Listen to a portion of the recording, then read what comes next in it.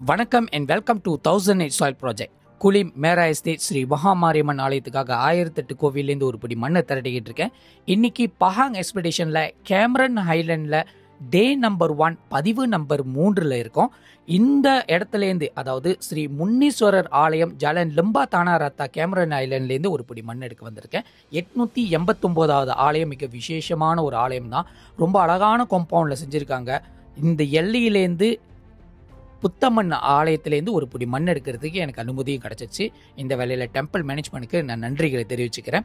Cameron Island வந்தீங்கன்னா strawberry வாங்கி சாப்பிட்டுட்டு டீ குடிச்சிட்டு போகணுன்னு கூட அவசியம் இல்லை. இந்த இடத்துக்கு கூட நீங்கள் வந்து சாமிகளை வழிபடலாம். அடுத்து நம்ம பார்க்க போகிற ஆலயம் மிக மிக மறைவாக இருக்கிற ஆலயம். நீங்கள் கேமரன் ஐலண்ட் ரோட்டு இடத்துலேருந்து பார்த்தீங்கன்னா பாரத் தீ வேலிக்கு போகிற பாதையில் கண்டிப்பாக இந்த ஆலயம் தெரிய போகிறதில்ல. இந்த இடத்துக்கு நுழையிறதுக்கே அந்த அம்பாலோட அனுமதி இருந்தால் மட்டும்தான் நடக்கும்.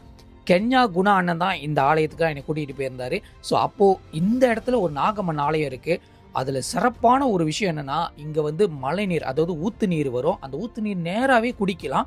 அந்த ஊற்று நீரை சேகரிக்கிறதுக்காகவே ஒரு சிவலிங்கத்தை வச்சு அந்த நீர் அவர் மேலே பட்டு கீழுக்கு போகிற மாதிரி வச்சுருக்காங்க. அது பார்க்கும்போது மனசுக்கு ரொம்ப நிறைவாக இருந்துச்சு. இந்த இடத்துல காளியம்மனோட வழிபாடு இருக்குது, ஐயனாரோட வழிபாடு இருக்குது, அனுமாரோட வழிபாடு இருக்குது. ஆக மொத்தத்தில் இந்த எல்லைக்கு தாய் கோயிலாக இருக்கிற நாகம்மனோட முக்கியமான ஒரு அம்சத்தை வந்து இங்கே வச்சு பிரார்த்திச்சுக்கிட்டு இருக்காங்க. அது மட்டும் இல்லாமல் எல்லா சாமிக்கும் ஒவ்வொரு பேரும் எழுதி வச்சுருக்காங்க. என்ன சாமியை நீங்கள் வணங்குறீங்க, என்ன நோக்கி வணங்குறீங்க, எந்த நாமத்தை கூறலானுக்காக அந்த பேர் எழுதி வைக்கிறது வந்து எல்லா ஆலயத்திலும் இருக்கணும்னு நான் வேண்டுகோளாக வச்சுக்கிறேன். இந்த வேலையில் டெம்பிள் மேனேஜ்மெண்ட் நன்றியை தெரிவிச்சுக்கிறேன். அடுத்து கென்யா குணா என்ன சொன்னார், அடுத்தடுத்த ஆலயத்துக்கு போகிறதுக்கு முன்னாடி ஒரு டீ அடிச்சிடலாமா, பாரத் டீ வேலி என்ற ஒரு இடத்துல இந்த டீ ரொம்ப சூப்பராக இருக்கும். கேமரன் ஐலண்டுக்கு வந்தீங்கன்னா கண்டிப்பாக இந்த ஒரு வியூவை பார்த்துக்கிட்டே ஒரு டீ குடிக்கிற சுகமே தனி சுகம் அப்படின்னு சொல்லியிருந்தாரு. அங்கே இருக்கிற ஒரு என்வாயரன்மெண்ட்டில் அதுவும் மழை பெய்கிற தருணத்தில் அங்கே இருக்கிற கோல்டாக இருக்கிற நேரத்தில் ஒரு டீ குடிக்கிற சுகமே தனி சுகம்தான். அதே நேரத்தில் கென்யா குணா அண்ணன் வந்து மராத்தான் ரன்னர். இந்த எல்லையில் வந்து நிறையா பசங்களுக்கு கோச்சிங் பண்ணுறாரு. எனக்கும் இப்போதைக்கு அவர் கோச்சிங் பண்ணிட்டு இருக்காரு. இந்த வேலையில் அவருக்கு நன்றியை தெரிவிச்சுக்கிறோம். டீ பிளாஞ்சா பண்ணார், ரொம்ப ருசியாக இருந்துச்சு. டீ அடித்த பிறகு அடுத்த எல்லைக்கு போகணும்னு சொல்லிட்டு விறுவிறுன்னு அழைச்சி கொண்டு போனார். இங்கே இருக்கிற எல்லை சாமி பார்த்தீங்கன்னா சுற்றி இருக்கிற தோட்டத்துக்கு மட்டும் இல்லாமல் பலவிதமான தோட்டங்கள்காரங்க வந்து இந்த சாமி கிட்ட வணங்கிக்கிட்டு அனுமதி கேட்டுட்டு போவாங்க. அதே நேரத்தில் இவருக்கு உண்டான விசேஷ பெருநாட்கள்லாம் மக்கள் அப்படி திரண்டிருப்பாங்களாம். இந்த எல்லைக்கு காவல் தெய்வமாக இருக்கிற இந்த ஒரு ஆலயத்திலேருந்து ஒரு பிடி மண் எடுக்கிறது எனது பாக்கியமான கருத்துறேன். 891வது ஆலயமாக ஸ்ரீ முன்னீஸ்வரர் ஆலயம் ஜலன் போ ரிங்லட் கேமரன் ஹைலண்டில் இருக்கின்ற இந்த ஒரு சாமி கிட்டேருந்து ஒரு பிடி மண் எடுக்கிறது வந்திருந்தேன். கோவில்காரங்களுக்கும் நன்றியை தெரிவிச்சுக்கிறேன். ஆலயத்தை பார்த்தீங்களா, ரொம்ப சிம்பிளாக இருந்தால் கூட அவ்வளோ அழகாக வச்சுருக்காங்க.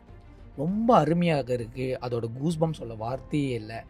அந்த அளவுக்கு பக்தர்கள் இந்த கோவிலோட இணைஞ்சிருக்காங்க. இந்த சாமியை வந்து தேவைப்படுற நேரத்தில் வந்து வணங்கிட்டு போகிறாங்க. அவங்க கோவிலுக்கு எந்த ஒரு விஷயமா இருந்தாலும் கூட, குற்றம் குறை இருந்தால் கூட அது தீர்த்து வைக்கிறதுல முழு மூச்சோட தான் இருக்காங்க. இந்த இடத்துல வந்து யாரோட பேரும் எழுதி வச்சிருக்க மாட்டாங்க. யார் கோயில் தலைவர், யார் இந்த இடத்துல இந்த மாதிரி ஐயா கோயிலெலாம் வச்சிருக்க மாட்டாங்க.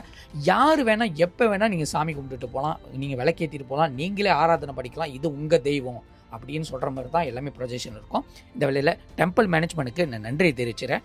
அடுத்து நான் ரிங்லெட்குள்ளே என்டர் பண்ணும்போது கண்டிப்பாக ரிங்லெட் தமிழ் பள்ளியை வந்து விஷுவலில் காட்டிடணும் ஆசைப்பட்டிருந்தேன். மலேசியாவில் இருக்கிற பல தமிழ் பள்ளி சாதனை படைக்கிற தமிழ் பள்ளியில் இந்த ரிங்லெட் தமிழ் பள்ளியும் ஒரு பள்ளி தான். ஸோ அதனால் இப்போதைக்கு ரிங்லெட் தமிழ் பள்ளி பாருங்கள், முந்தி சின்ன இதாக இருந்தாங்க, இப்போ அவ்வளோ பெருசுக்கு இருக்காங்கன்னா தமிழ் வளர்ந்து வருதுன்னு சொல்கிற பெருமைகள் இருக்குது. அடுத்து இந்த ஒரு எல்லையில் இருக்கிற கடைசி கோவில்லேருந்து ஒரு பிடி மண் எடுக்க வந்திருக்கேன். இந்த பதிவோட கடைசி கோவில். இந்த ஆலயத்தோட பெயர் ஸ்ரீ சுப்பிரமணியர் ஆலயம். 892வது ஆலயமாக ரிங்லட் ஹிந்து தேவாலயம் சபா கீழுக்கு இருக்கின்ற இந்த ஒரு ஆலயத்திலேருந்து ஒரு பிடி மண்ணை கேட்டுட்டு வந்திருந்தேன். பெரிய முருகர் சிலை ரோட்டு ஓரத்துலேயே இருக்கும். நீங்கள் தூரத்துலேருந்து பார்த்துடலாம், அதான் முருகர் ஆலயம் தெரியும்.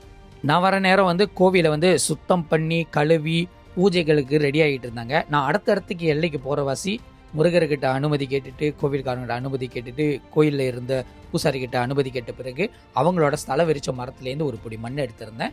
அங்கே இருக்கிற பிள்ளையார்கிட்ட வச்சு வணங்கினேன். அதுக்கப்புறம் என்னோட பயணத்தை வந்து தொடங்கியிருந்தேன். இங்கே பார்த்தீங்கன்னா கோபுரத்தை வந்து கண்ணாடி வழியாக பார்க்குற ஒரு ஐடியாஸ் இருக்க. இது ரொம்ப அழகான ஒரு விஷயம். எல்லா கோவில்லையும் இருக்க வேண்டிய ஒரு விஷயம், ஒரு அம்சம். கோபுரத்தை பார்க்க வேண்டியது நமது கடமை, அது நம்மளோட பாக்கியம்னு சொல்லலாம். இந்த வேலையில் டெம்பிள் மேனேஜ்மெண்ட்டுக்கு நான் நன்றிகளை தெரிவிச்சுக்கிறேன். அடுத்து பதிவுகளை கண்டிப்பாக பாருங்கள். பஹாங்கில் இருக்கிற முக்கியமான திருத்தலத்துலேருந்து ஒரு பிடி மண் எடுக்கிறதுக்கு நான் முழு மூச்சோடு இறங்கியிருக்கேன். அது மட்டும் இல்லாமல் இந்த பதிவை பார்க்குற நீங்கள் கண்டிப்பாக ஃபாலோ பண்ண மறந்துடாதீங்க. இது உங்களுக்கான நிகழ்ச்சி. See you soon. Bye.